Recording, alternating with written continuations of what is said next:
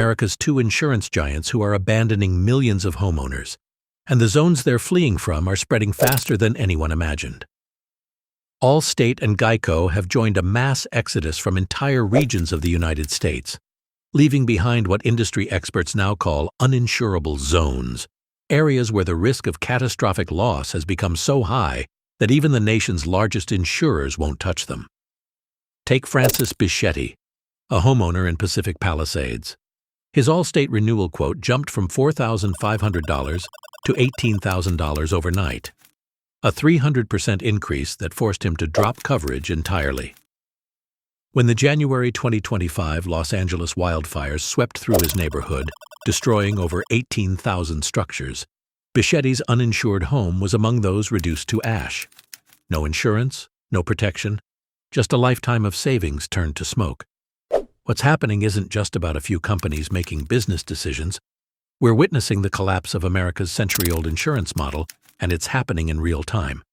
When the nation's number 1 and number 4 property and casualty insurance companies, State Farm and Allstate, confirmed they would stop issuing new home insurance policies in California, it sent shockwaves through an industry already on the brink.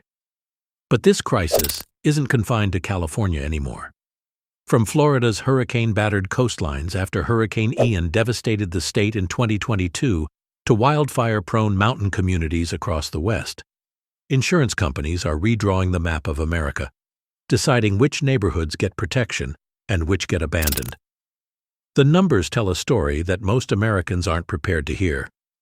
According to the Insurance Information Institute, about 35.6 million properties, that's 1/4 of all U.S. real estate, now face skyrocketing insurance prices and shrinking coverage because of high climate risks.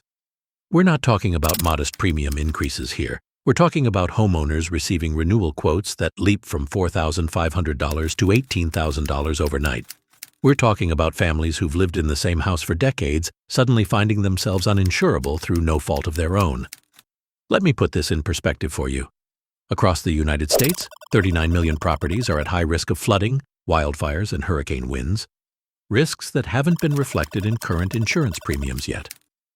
Among those at risk, 12 million properties face significant flood danger outside of the public-facing FEMA flood zones served by the National Flood Insurance Program.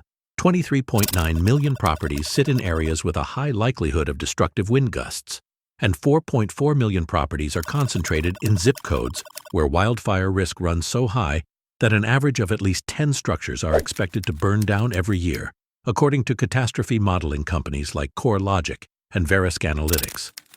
The response from insurance companies has been swift and merciless. Companies facing mounting losses have 3 options: drastically increase rates, eliminate some of their risks, or severely limit new business.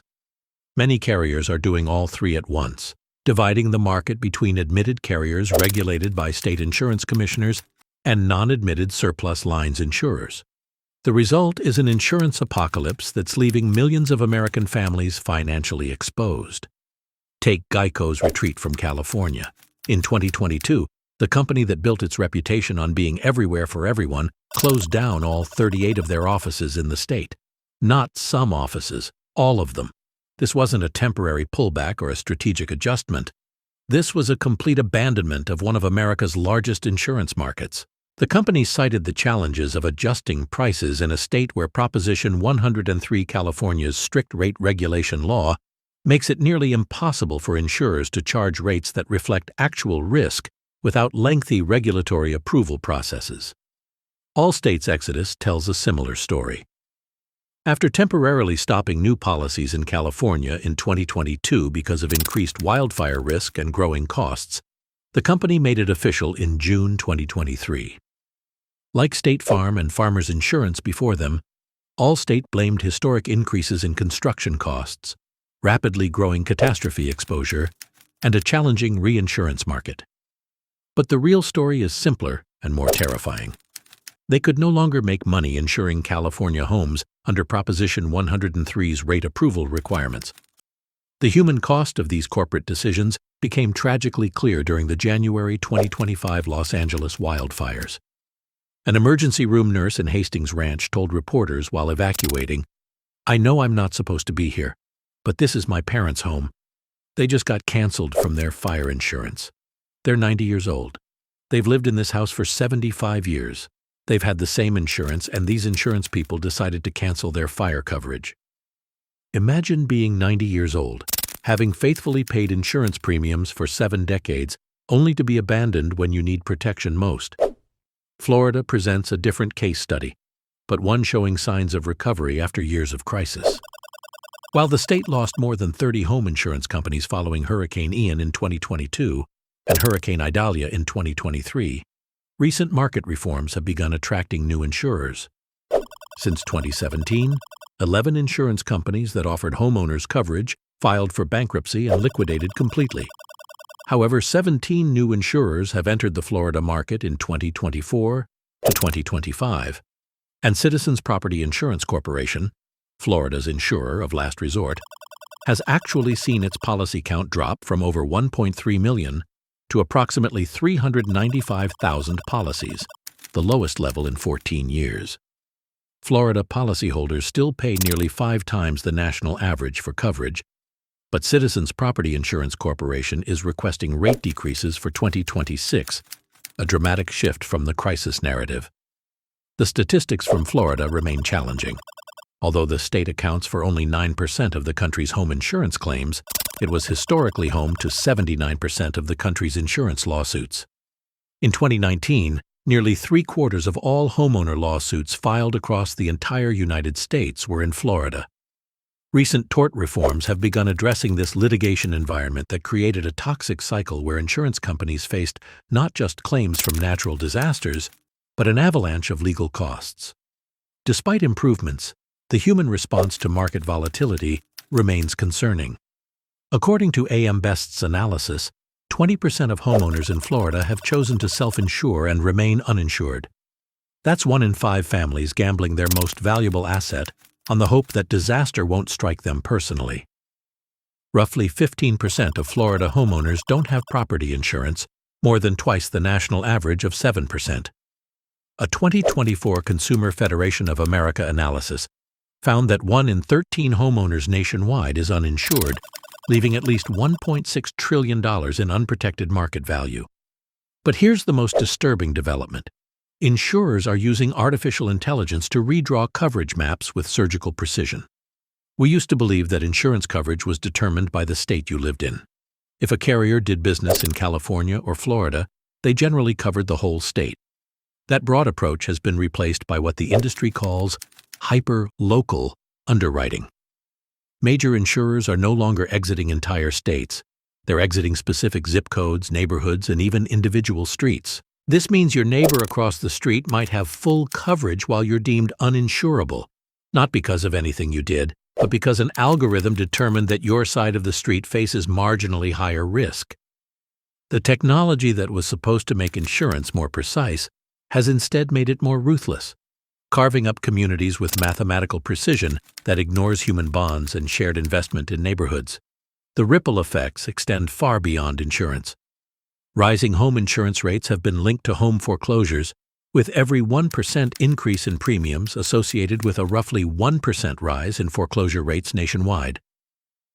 First Street Foundation research shows that a Florida homeowner dropped by an insurer could see their property's value decline between 19% and 40%. We're not just talking about insurance coverage disappearing. We're talking about American wealth being erased by market forces beyond individual control. Matthew Eby, CEO of First Street Foundation, explains the impossible situation facing homeowners. You're talking about getting a letter in the mail that says somewhere between 60% and as high as mid-80% increases for policies. That is crippling, absolutely crippling. And so those homes are not, from an investment scenario, something that you would invest in. The California Association of Realtors found that nearly 7% of real estate deals in the state fell out of escrow in 2023 because buyers couldn't find affordable insurance. Think about that. Houses are becoming unsellable not because they're structurally unsound or in bad neighborhoods, but because they're uninsurable. The American dream of homeownership is colliding with the mathematical reality of climate risk. State governments have responded by expanding their insurers of last resort government-backed programs designed to provide coverage when private markets fail. California's FAIR Plan, which had about 235,000 policies in 2018, now insures a record 669,000 properties with more than $700 billion in potential claims liability. That's more than twice the liability of similar programs like the Texas Windstorm Insurance Association and Florida's Citizens combined. But these government programs aren't real solutions. They're taxpayer-funded Band-Aids covering a gaping wound in the American insurance system. When disasters strike, the costs don't disappear. They just get socialized across all taxpayers, whether they live in high-risk areas or not. California's FAIR Plan received a $1 billion payment from the insurance industry in 2025 after it ran out of funds to cover approximately $4 billion in claims related to the Los Angeles wildfires. The fundamental problem is that climate change has broken the mathematical models that insurance companies use to price risk. In the 1980s, the United States experienced an average of $1 billion disaster every 4 months. Now, these significant disasters occur approximately every 3 weeks. The frequency and severity of natural catastrophes have accelerated beyond the industry's ability to adapt their pricing models.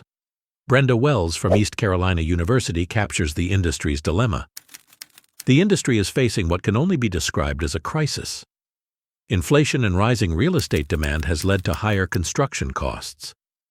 So what could have been repaired for $5,000 before the pandemic is now $10,000 or more. The insurance companies have to pay those claims and will lose money if they don't generate more premium. BlackRock CEO Larry Fink warned that not enough attention is being paid to the fact that major insurance companies are fleeing California and Florida because they cannot raise rates high enough to meet returns under current regulatory frameworks like Proposition 103. He cautioned, "We're displacing a really large segment of America today that are not going to be able to afford homeowners insurance if they are in an area of risk." When the head of the world's largest asset management company is worried about insurance market stability, we should all be paying attention. Some states are trying different regulatory approaches to stem the exodus. California recently announced new regulations forcing insurance companies to offer policies in wildfire risk areas, but critics argue this will only accelerate departures unless Proposition 103's rate approval processes are reformed. Florida has taken a more deregulatory approach, allowing higher rates in exchange for maintaining coverage options, though this has historically resulted in homeowners paying 4 times the national average. A 2025 report by First Street Foundation projects $1.47 trillion in net property value losses over the next 30 years because of insurance pressures and shifting consumer demand. This isn't just an insurance crisis. It's a crisis of American wealth and stability that will reshape where and how we live. Senator Adam Schiff has introduced legislation creating a federal risk reinsurance pool to help stabilize the market, saying, "All across America, in fire zones and floodplains and well beyond, the most valuable property a family may own is becoming uninsurable. This must be addressed with urgency." What we're witnessing isn't just a business story about insurance companies making tough decisions. This is the story of America being redrawn by algorithms and actuarial tables, with millions of families caught in the middle. When Allstate and GEICO flee, they're not just leaving markets, they're leaving people. Real families who played by the rules, paid their premiums, and trusted that the system would be there when they needed it most. The uninsurable zones are spreading, and they're coming to neighborhoods that never thought they were at risk. The question isn't whether this crisis will affect you, it's when. Because in an age of climate change, we're all living in someone's version of an uninsurable zone. We just don't know it yet.